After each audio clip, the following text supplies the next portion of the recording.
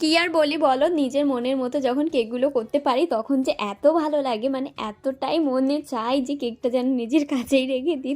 যাই হোক, এটা আমার এক বান্ধবী অর্ডার করেছিল তার হাজব্যান্ডের বার্থডে উপলক্ষে, তাই জন্য আমি আমার মতো করে সুন্দর করে ডেকোরেশন করে দিয়েছিলাম। অবশ্য তাকে আমি রেফারেন্সে একটা ফটো পাঠিয়েছিলাম, সে এটা চুজ করেছিল। আর যেমন যেমন ছিল ফটোটাতে তার সাথে আমি আমার মতো কিছু অ্যাড করে দিয়েছিলাম। এই যেমন মিনি হার্টগুলো এখানে ছিল না, সেটা আমি অ্যাড করে দিয়েছিলাম। আর তোমরাই দেখে বলো কেকটা কতটাই না কিউট লাগছে। আর আমার কাছে করা কিন্তু সবথেকে বেস্ট লেগেছে এই কেকটা। এর আগেও বৌভাত অনেক কেক করেছি, সেটা নিশ্চয়ই তোমরা দেখেছো। আমার অনেক অনেক পছন্দের কেকগুলো কিন্তু তোমাদের সাথে শেয়ার করে থাকি।